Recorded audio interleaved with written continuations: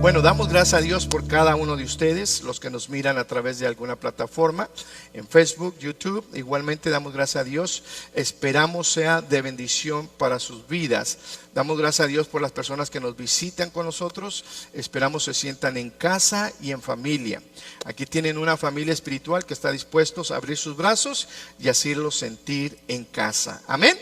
Bueno, vamos a entrar directamente al consejo de la palabra del Señor y vaya conmigo a la carta de Colosenses, capítulo 1, y estaremos meditando nuestra escritura del versículo 23, del 20 al 23, que dice de la siguiente manera. ¿Ya lo tienen ustedes por ahí? Yo voy a dar tiempo para que usted lo pueda tener, pero mientras usted lo localiza, quiero darles a saber que nuestra enseñanza, igualmente de la serie La plenitud de Cristo, se encuentra en Colosenses capítulo 2, versículo 9 y 10, que dice de la siguiente manera.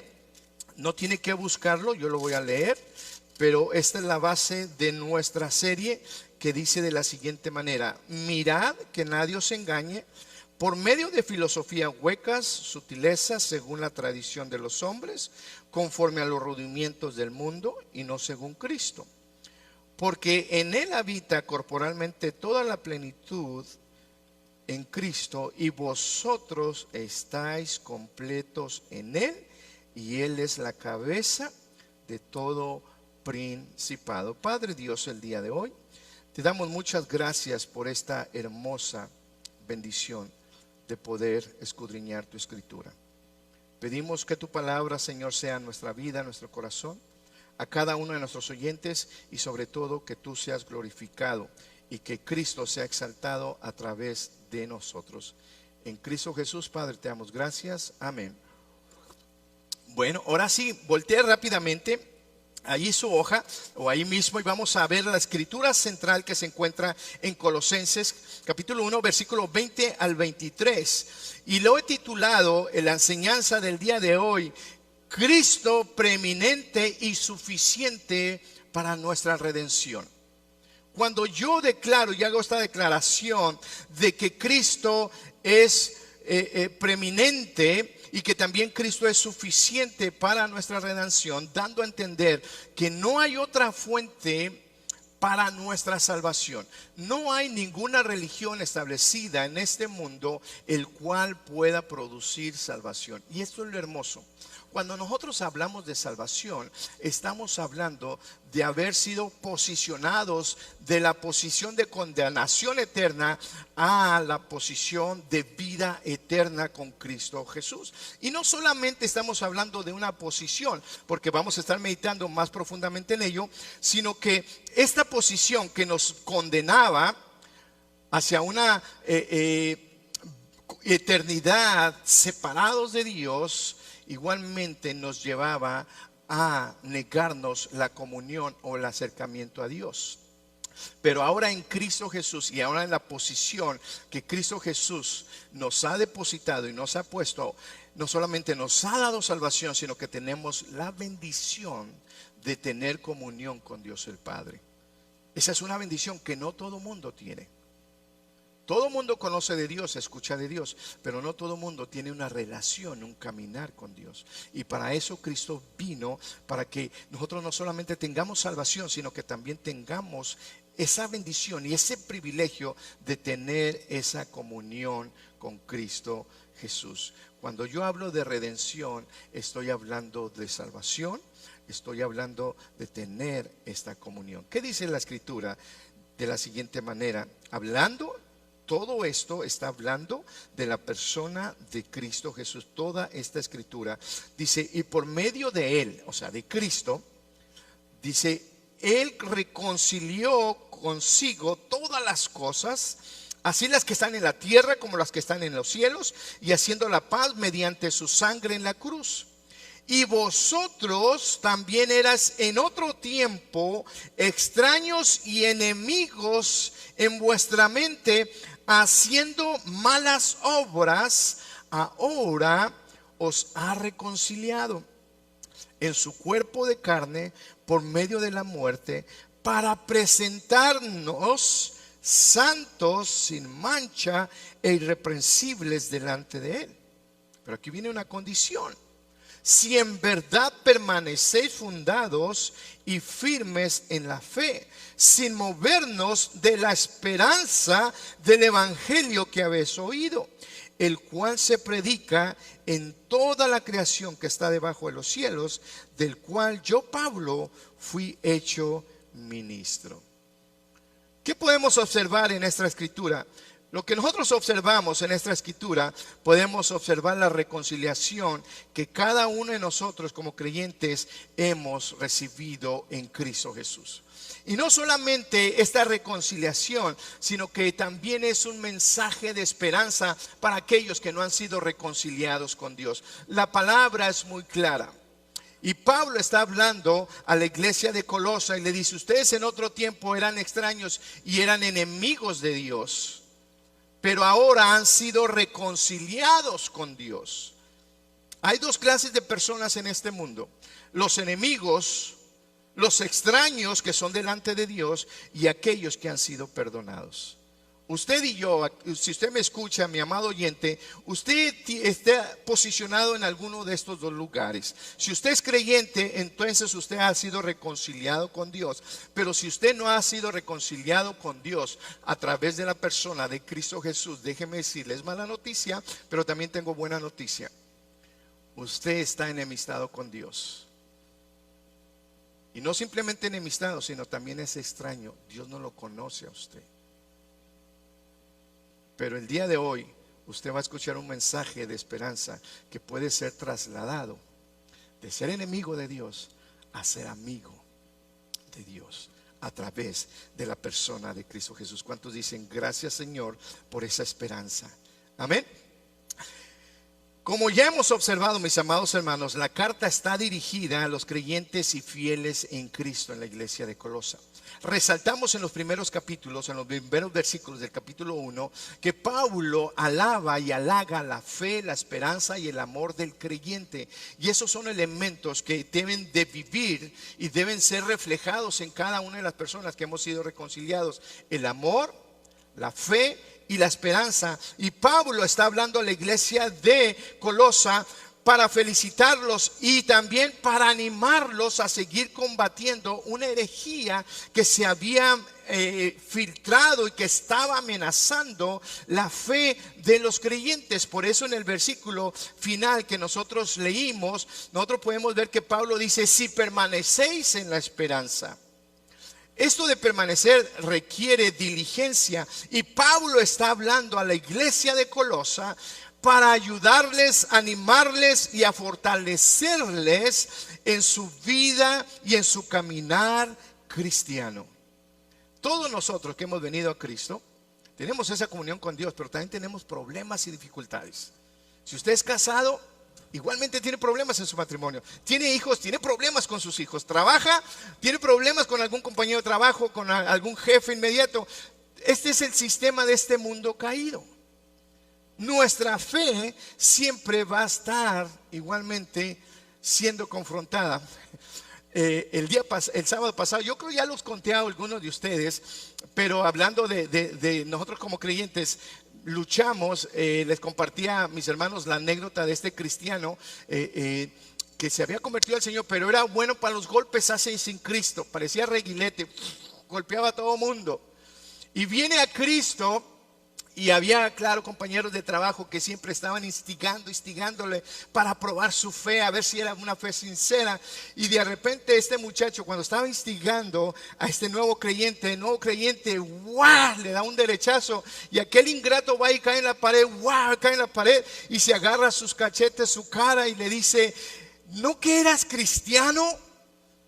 Y él le dice y replica: dale gracias a Dios que solamente me desclavé de una mano. Nosotros como cristianos, mis amados hermanos, vamos a estar desafiados a querernos desclavar de la cruz, ¿verdad? Y entre más pronto mejor. Pero Pablo está hablando a la iglesia de Colosa para animarlos y les dice: mirad, en el capítulo, en la base, en la escritura de Colosenses 2:8, dice: mirad que nadie os engañe.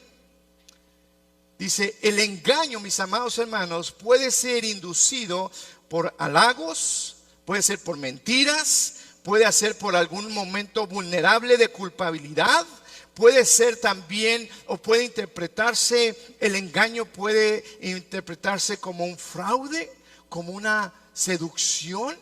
Y Pablo le está hablando a la iglesia de Colosa: ustedes están bien, los alabo, qué bueno que están en la fe, en la esperanza, en el amor, pero tengan cuidado que nadie venga y los engañe.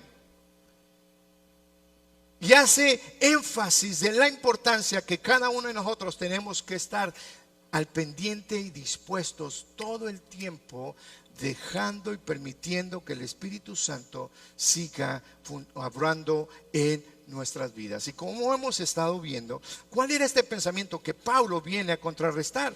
Bueno, era el gnosticismo, el conocimiento, pero no solamente era el conocimiento, sino también el ascetismo, que quiere decir, en otras palabras, el ascetismo es una palabra muy fancy que se usa para vivir muy humilde, en escasez. Pero no solamente también apelaba a ello, sino que también ellos deseaban o querían tener una vida, doble vida o doble moral. El ambiente, la sociedad quería tener esa doble moralidad. Y Pablo le habla a la iglesia de Colosa y le dice: hey, ustedes no hay necesidad de renunciar aún al fruto de su trabajo. En otras palabras, el ascetismo es renunciar a todo placer material. En eso se refiere. Pero también Pablo, hablando a la iglesia de Colosa, en el capítulo 2, versículo 21, cuando él dice, algunos dicen, no gustes, no toques. Pero Pablo está haciendo énfasis igualmente de que nosotros podemos trabajar, y de hecho el proverbista dice que Dios da el don, Dios da la gracia para hacer riquezas, pero también Dios da el favor, la sabiduría para disfrutar el fruto de nuestro trabajo. Es bueno y es justo que si usted trabaja, usted tiene una paga por su trabajo y por lo tanto usted disfruta la ganancia o el fruto de su trabajo. Y Pablo está hablando a la iglesia de Colosa porque se había infiltrado este pensamiento igualmente. En otras palabras, estaba hablando Pablo y les estaba diciendo, porque este pensamiento estaba dando a referencia o a obtener una perfección moral y espiritual. Puesto que el alma, ellos decían, el alma es más importante que el cuerpo. En otras palabras, ellos decían, tú puedes hacer lo que te plazca con el cuerpo, así como tú también puedes tener una vida de adoración o algún cumplimiento de ordenanzas religiosas. En otras palabras, uno puede ser mundano siempre y cuando tenga una conducta religiosa a la vez. Interesante. Y no es de extrañarse que en nuestros tiempos vivimos esa misma tendencia o esa misma amenaza en contra del cuerpo de Cristo, la iglesia. Queremos ser creyentes, pero queremos tener una doble moralidad. Queremos vivir como se nos antoja durante la semana y venir el domingo y vivir aparentemente rectos delante del Señor. Y Pablo le está hablando a la iglesia de Colosa, dice, tengan cuidado que no lleguen a esa conducta. Porque se oye muy satisfactorio o se escucha muy atentador este pensamiento, ¿verdad? O sea, tu alma es más importante que tu cuerpo. Tu cuerpo, al final tú vas a morir y ese se va a quedar ahí, así que haz con tu cuerpo lo que tú quieras. Mientras tu cuerpo tenga satisfacción, go ahead. No hay ningún problema. Al fin de semana, el sábado, como buenos judíos, puedes presentarte en la sinagoga y todo está bien. Y Pablo está hablando a la iglesia de Colosa y dice, tengan mucho cuidado de no caer en esta mentira. Vamos a entrar directamente a la escritura en el capítulo 20. Porque cuando Pablo habla, ahí téngalo rápidamente, busque Colosenses. capítulo 1, versículo 20. No simplemente que dice, hey, ustedes pueden vivir y hacer lo que ustedes quieran con su cuerpo siempre y cuando tengan o cumplan con alguna ordenanza religiosa. En otras palabras, este pensamiento, mis amados hermanos, porque es importante que Pablo estaba atacando este pensamiento, porque este pensamiento estaba atacando directamente la supremacía y la deidad de Cristo. Ellos estaban negando que Cristo no había encarnado. Ellos negaban aún el sacrificio de Cristo, que en Cristo Jesús ellos no encontraban salvación.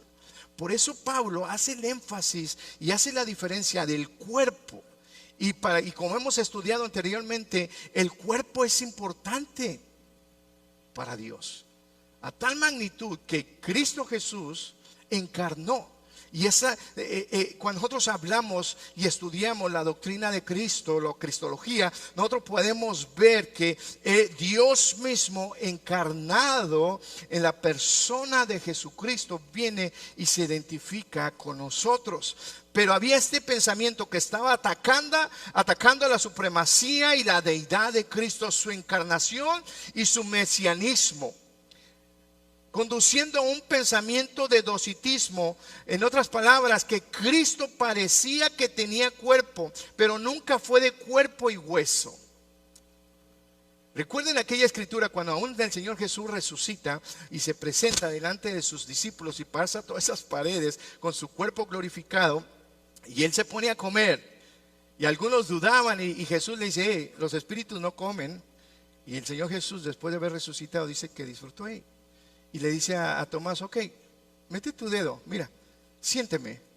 Por eso el hermano Elías la semana pasada nos hacía referencia cuando cuando Juan dice, lo que hemos visto, lo que hemos oído, lo que hemos palpado, eso nosotros hablamos y declaramos.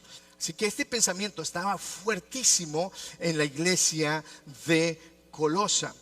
Y muchas veces nosotros, sin darnos cuenta, también tenemos esa actitud. Estamos hablando de la persona de Cristo Jesús. Tengamos cuidado, mis amados hermanos, de tener una suficiente conciencia en fe en Cristo Jesús, que solamente Él en su cuerpo pagó la redención para cada uno de nosotros. Y por eso Pablo ataca este pensamiento. Yo quise ponerlo en base para que podamos entender el versículo del 20 al 23. Tenemos que entender que toda la deidad de Cristo estaba siendo confrontada, y por eso Pablo viene y dice, por medio de Él, hablando de Cristo, por medio de Él reconciliar, restaurar, en otras palabras, volver todo en sí, consigo todas las cosas, así como las que están en la tierra, como las que están en los cielos, haciendo la paz mediante la sangre de su cruz. En otras palabras, Pablo empieza a declarar, a hablar, a atestiguar del evangelio de Jesucristo. En otras palabras, Pablo empieza a compartir y a recordarles al creyente del evangelio. ¿Y qué es el evangelio, pastor? El evangelio es que Cristo Jesús vino, encarnó, vivió una vida santa, murió por nuestros pecados, fue sepultado, pero resucitó al tercer día, y sabemos y tenemos la esperanza que Cristo volverá por nosotros. Eso es el evangelio. Esa es la esperanza que nosotros tenemos en Cristo Jesús. Primero, ¿qué encontramos nosotros en el versículo 20? Que cada uno de nosotros, mis amados hermanos, en Cristo Jesús podemos reconciliarnos con Dios. Si tú me estás escuchando y no eres creyente, y no has reconocido a Cristo Jesús como el Salvador de tu vida, esta es la oportunidad para que tú puedas entender y puedas permitir que Dios hable a tu espíritu y a tu corazón. Tú puedes estar reconciliado con Dios. Tú puedes tener comunión con Dios a través de la persona de Cristo Jesús.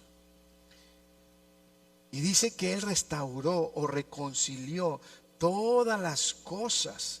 tanto las que están en la tierra como las que están en el cielo, haciendo la paz mediante la sangre de su cruz, o la paz en la cruz de el Calvario. En otras palabras, Pablo está hablando, hay dos clases de reconciliación. Dios está reconciliando, hablamos una reconciliación general. Dios está reconciliando, sí, todas las cosas consigo mismo, pero también una reconciliación particular, si podemos llamarlo, o sea, en otras palabras, al individuo, al pecador. Dios está disponible para todo aquel que crea que Jesús vino y murió en una cruz para el perdón de pecados. Dios, en la persona de Cristo Jesús, está dispuesto a perdonarlo y a salvarlo, a restaurarlo. Y Pablo está hablando en este versículo 20 que nosotros tenemos esperanza, nosotros podemos ser reconciliados en Él. ¿Cuántos dicen gracias, Señor, por esta hermosa bendición? ¿Por qué reconciliados? Déjenme decirle, mis amados oyentes, porque el pecado separa de Dios. Yo puse entre paréntesis en mis notas, no solamente el pecado separa de Dios, sino que también cuando estamos en una familia espiritual y hay un creyente, hay un miembro que está actuando, está viviendo en pecado, una de las primeras tendencias de un creyente que está lidiando o está inclinándose hacia el pecado es la separación del cuerpo de Cristo. La iglesia empieza a separarse, empieza a faltar a los servicios, empieza a dejarse comunicar hasta que llega el momento que se desconecta totalmente. Eso es lo que Pablo está diciendo a la iglesia de Colosa. Recuerden que el pecado los separó. El pecado separa, mis amados hermanos, y el resultado final de la separación en relación a Dios causada por el pecado es un abismo entre Dios y la humanidad. El pecado conlleva el desorden de la creación total. Cuando nosotros como creyentes igualmente pecamos delante del Señor, nosotros somos testigos que hay un desbalance en nuestra vida, tanto emocional, económica, física. Hay un desbalance. ¿Por qué? Porque el pecado viene y afecta todas las áreas de nuestra vida. Cuando el pecado viene y toca la puerta del esposo, afecta el matrimonio y toda la familia. Cuando el pecado viene y toca la puerta de la esposa, el cónyuge, viene y afecta a toda la familia. Cuando el pecado viene y toca la puerta de un hijo, igualmente afecta a toda la familia y todos los que están rodeados. El pecado es muy dañino. Pero gloria a Dios que Cristo Jesús vino para cancelar toda la maldición del pecado. ¿Cuántos dicen gracias, Señor, por ello? Así que, mis amados hermanos, el pecado nos separa de Dios. Todas las cosas fueron creadas por Él y por medio de Él, hablando Jesús, y para Él. Pero debido al pecado, todas las cosas no son como fueron diseñadas. La maldición de la caída también afecta la creación misma, y no solamente la humanidad. ¿Recuerdan? Pablo hablando a la iglesia de Roma en capítulo 8. Versículo 19 al 23, mire lo que ocasionó la desobediencia del hombre. Dice, porque el anhelo ardiente de la creación es el aguardar la manifestación de los hijos de Dios. Porque la creación fue sujeta a vanidad, no por su propia voluntad, sino por causa del que la sujetó en la esperanza. Porque también la creación misma será liberada de la esclavitud de la corrupción. ¿Recuerdan cuando Dios le dice a Adán, bueno, ahora del sudor de tu frente vas a comer? A la mujer, ahora con dolor darás a luz. Y a la tierra le dice, ahora tú vas a producir cardos, espinos. Me imagino que la tierra decía, ¿yo qué culpa tengo? ¿Yo qué culpa tengo de las decisiones de estos dos caballeros, de estas dos personas? Y eso aprendemos, mis amados hermanos, que nuestras decisiones afectan segundas y terceras personas. Usted no puede decir, esta es mi vida, yo voy a hacer lo que yo quiero. No, déjeme decirle que afecta a segundas, terceras personas. Usted no puede tomar una decisión viendo su propia satisfacción. Cuando nosotros estamos en el cuerpo de Cristo, nuestras decisiones que nosotros vamos a tomar, las decisiones que yo voy a tomar como pastor, igualmente tengo que estar viendo la iglesia, el cuerpo de Cristo, cómo va a ser bendecida, cómo va a ser fortalecida o cómo va a ser dañada y cómo va a ser destruida. Muchas veces nosotros queremos tomar nuestras propias decisiones, lo que me satisface a mí, no importándome segundas y terceras personas. Aquí nosotros podemos ver que Adán y Eva tomaron una decisión y afectaron la creación. Y por eso Pablo, hablando a la iglesia de Roma, le dice, aún la naturaleza fue esclavizada a la corrupción, y aún la naturaleza gime, llora por su libertad. Dice, porque sabemos que toda la creación gime a una y aún está en dolores de parto hasta ahora. Y no solo ahora, dice, sino que también nosotros mismos que tenemos la primicia del Espíritu, nosotros también gemimos dentro de nosotros, esperando la adopción, esperando la redención en Cristo Jesús. En otras palabras, el pecado trajo separación, pero en Cristo Jesús nosotros tenemos ese acercamiento, tenemos esa esperanza que nuevamente podemos tener el compañerismo y la comunión que hubo al principio en el huerto del Edén. En Cristo Jesús nosotros podemos tener acceso. Esa es nuestra esperanza, pero todavía no llegamos a ello. Mientras estemos en esta tierra, nuestra fe va a ser desafiada. ¿Cuál fe va a ser desafiada? La fe de la esperanza que tenemos en Cristo Jesús. Nosotros gemimos cuando vemos las escrituras en Revelaciones, en Apocalipsis. El escritor decía, ven Señor Jesús, ven pronto. Hay una esperanza nosotros como creyentes, y la esperanza es de que un día viviremos sin interrupción alguna y conoceremos realmente cómo es Jesús, y estaremos contemplando el esplendor y la plenitud de nuestro Dios y nuestro Creador. Así que nos emociona mucho porque no queremos llegar a ese momento, ¿verdad? Pero es parte de nuestra vida. Eso es consecuencia del pecado. Esto es lo que yo creo y pienso al leer la escritura, que usted y yo lidiamos con la muerte porque no fuimos creados para morir. Pero el pecado trajo la muerte física y también la muerte espiritual. Y Pablo hace referencia y la importancia de que Cristo Jesús era necesario que viniese y conquistase a nuestro enemigo, o el enemigo de la creación. Y no solamente estoy hablando de la creación del ser humano, estoy hablando de la creación en su totalidad, porque la creación en su totalidad vino a tener o a caer en la autoridad de Satanás. Y por eso es importante que Cristo, y nosotros podamos entender esta gran verdad, que Cristo Jesús le era necesario venir y encarnar, y en carne venir y conquistar al mundo. Déjeme decirle a Satanás y su imperio, déjeme decirle por qué Dios pudo haber salvado la humanidad y el mundo de alguna otra manera. Dios es Dios y Dios es soberano, y Él pudo hacer y rescatar a la humanidad de alguna otra manera. Viéndolo de esta manera, yo lo visualizo así. Viéndolo de esta manera, cuando Adán y Eva cometen desobediencia delante de Dios, o insatisfacción, si podemos llamarlo, tenían todo, lo tenían todo lo tenían,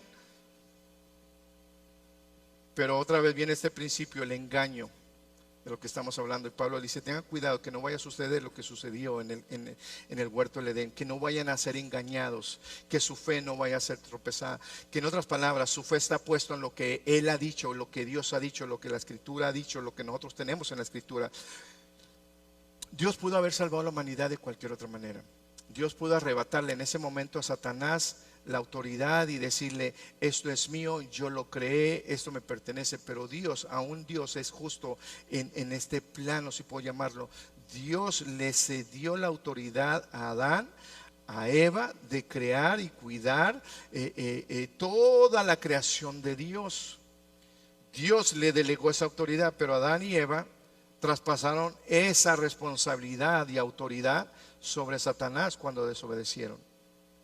Así que en la humanidad ellos cedieron la autoridad a Satanás, y Dios, respetando aún, porque Dios es un Dios justo, Dios por eso fue necesario que en la humanidad Él viniese y rescatase al hombre y quitase toda la autoridad a Satanás. Por eso le llaman el segundo Adán. Y cuando usted lee en los evangelios, usted puede ver cuando Jesús fue tentado, dice que Jesús, los mismos principios de tentación que tuvo Jesús en el desierto, son los mismos principios de tentación que tuvo Adán y Eva. Los deseos de la carne, la vanagloria de la vida, los deseos de los ojos, Esos mismos principios Satanás los aplicó. Satanás usa cualquier artimaña para podernos engañar y seducirnos. Por eso Pablo dice, tengan mucho pendiente, estén muy alertas. Acá en la escritura, en el huerto del Edén, el Satanás dice, con que Dios dijo. Y acá con el Señor Jesús no dice, con que Dios dijo. Él dice, escrito está. Él ya lo ha dicho. Pero esto es lo interesante, que el escritor de Hebreos nos da a saber que Jesús fue tentado en todo, pero sin pecado. Y damos gracias a Dios por esa hermosa bendición. Por eso Jesús tuvo que venir y encarnar, para que en carne, dice la escritura, igualmente que Jesús expuso públicamente a una Satanás en la humanidad de Cristo Jesús.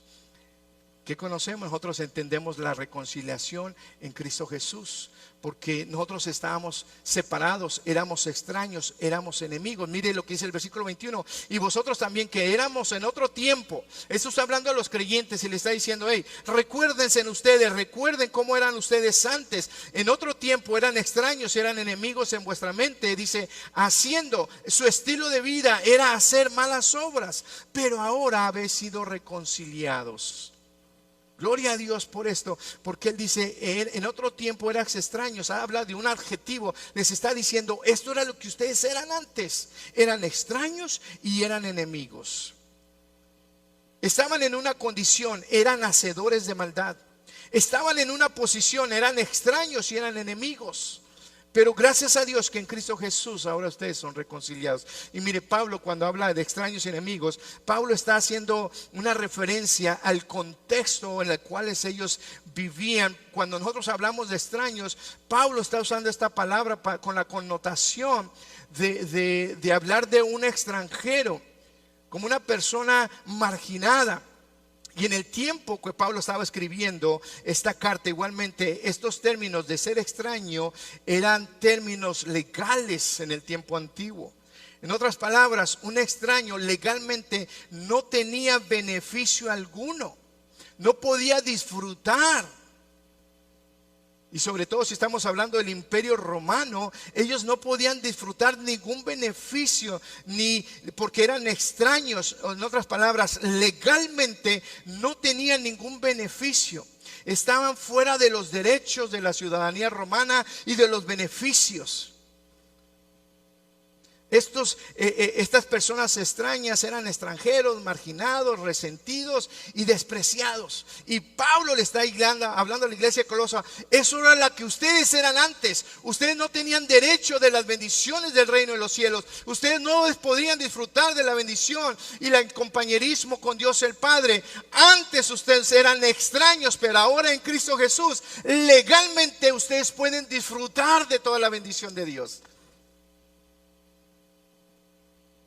Por eso, la Escritura nos anima a cada uno de nosotros que estemos bien atentos y guardando nuestra fe en Cristo Jesús. Enemigos, esto va más fuerte. Enemigo, la palabra enemigo puede traducirse como adversario. Y el punto final de esta palabra es que un enemigo o un adversario también se puede traducir como enemistad, pero en el mundo que estamos hablando, grecorromano, en la antigüedad, la enemistad igualmente caía en una categoría legal. Por eso Pablo habla de extraños y también de enemigos. En otras palabras, cuando venían a una corte legalmente, aparentemente había dos enemigos que estaban peleando una causa. Y el que perdía tenía que ser condenado y aún hasta ser muerto. Y Pablo le dice a la iglesia de Colosa, ustedes antes estaban en esa condición de adversario, de ser destruidos, pero en Cristo Jesús Él los ha reconciliado. Ya no son extraños, ya no son enemigos, ahora han sido reconciliados con Cristo mismo. ¿Cuánto pueden levantar su mano y decir, Señor, gracias porque ya no soy extraño y ya no soy enemigo? Ahora en Cristo Jesús tengo salvación y vida eterna. Mire, ya vamos entrando a materia. Versículo 22, aquí ya Pablo viene entrando, dice, en su cuerpo dice de carne. En otras palabras, sigamos el versículo 21, dice, Él nos ha ahora reconciliado. Pero ¿cómo ha sido esa reconciliación? Si hacemos un enlace con el versículo 21, bueno, el versículo 21 dice que ahora os ha reconciliado. ¿En quién? En su cuerpo en carne. Aquí viene Pablo a remeter este pensamiento, podríamos decir, enseñanza en contra de la deidad de Cristo. Dice, por medio de la muerte, está hablando de la muerte física de Cristo Jesús. En otras palabras, Pablo le está diciendo a la iglesia de Colosa, en el cuerpo de Cristo, cuando fue Cristo crucificado, físicamente hablando, dice, Él murió por ustedes y reconciliarlos, pero tiene un propósito. La muerte de Cristo Jesús es para presentarlos santos, sin mancha, irreprensibles delante de Él, en santidad y limpieza. Miren, bien interesante. Pablo está hablando a la iglesia de Colosa y les dice, miren, hay esta tendencia, este pensamiento que los quiere venir a opresionar, los quiere venir a esclavizar. Pero déjenme decirles, déjenme aclararles a cada uno de ustedes que Cristo Jesús murió en su propia carne, y en su propia carne, en la cruz del Calvario, Él lo reconcilió con el Padre. Ahora ustedes son santos y sin mancha delante de Él. Le pregunto a usted, ¿usted es santo sin mancha delante de Él? Voy a preguntarle otra vez. ¿Usted es santo, sin mancha, irreprensible delante de Dios? Ay, llaman más. Otra vez, ¿usted es santo, sin mancha, irreprensible delante de Dios? Amén. ¿Por qué decimos amén?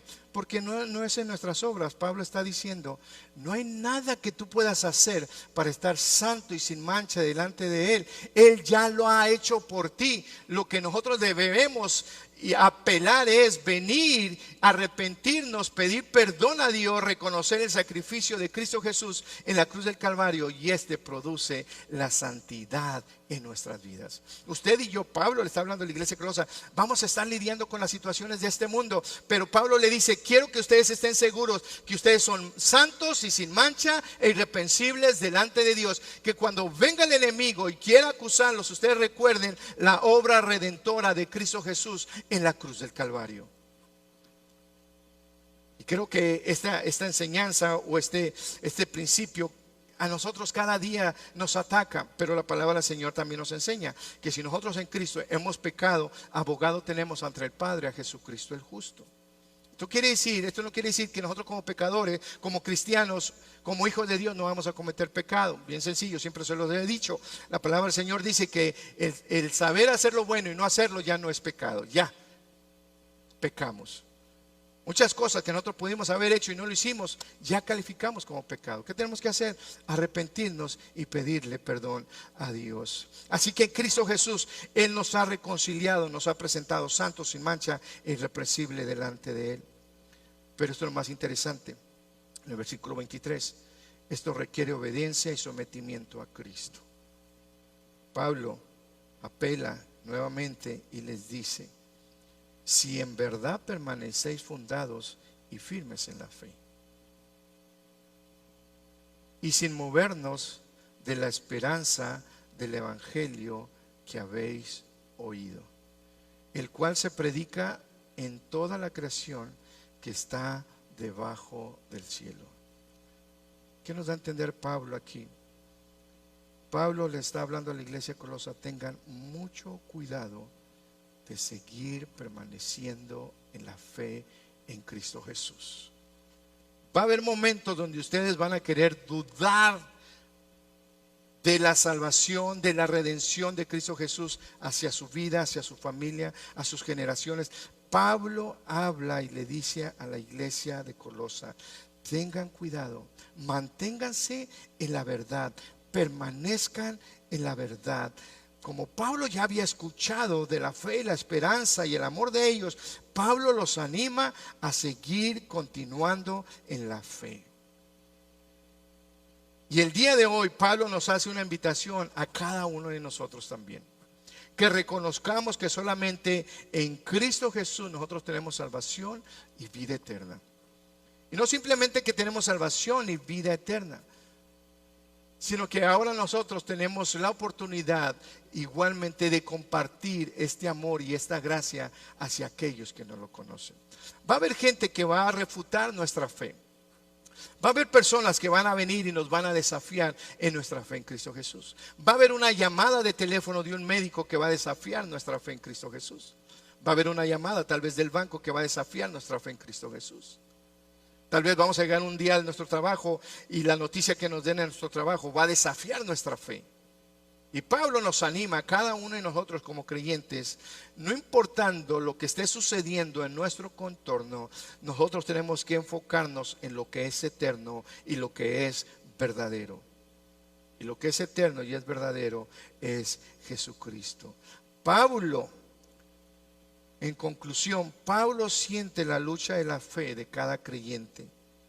La presión de la sociedad, mis amados hermanos, el peso del mundo, la filosofía, las ideologías que se están levantando cada día, atraen a cada uno de nosotros como cristianos un llamado de conformarnos a estos caminos pecaminosos, a estas filosofías mundanas, a estas creencias extrañas. Aún en este tiempo, nuestra fe en Cristo Jesús sigue siendo desafiada. Y Pablo nos hace una urgente o con urgencia nos hace un llamado. Sigan aferrándose a su fe en Cristo Jesús. Síganse uniendo más a Cristo. Busquen de Él. Vivan en Él. Ámense. Procuren todos cuidarse los unos a los otros. Tengan cuidado de aquellas personas que quieren infiltrar algún pensamiento que va en contra de la obediencia a Cristo. Cuídense de ustedes ser guiados por el Espíritu Santo. Cuiden su corazón para que la misión de Cristo Jesús al venir y a redimir a la naturaleza entera y a la humanidad pueda ser cumplida a través de cada uno de nosotros. Pablo dice: cuídense. Cuiden su corazón, cuiden su mente para que el Evangelio de Cristo sea proclamado. Si la iglesia de Colosa se hubiera moldeado a la creencia de ese tiempo, el Evangelio en Colosa no hubiese continuado. Si nosotros, amada iglesia, nos conformamos a la ideología y al pensamiento de este mundo, nosotros castraremos, neutralizaremos el avance del Evangelio. Esto es lo que Pablo está hablando. El Evangelio en Cristo Jesús, el hombre, el ser humano puede ser reconciliado. En conclusión, Pablo le está diciendo a la iglesia y nos dice el día de hoy: manténganse fuertes en su fe. Cuando usted sienta desfallecer en su fe, busque hermanos y hermanas fuertes en la fe.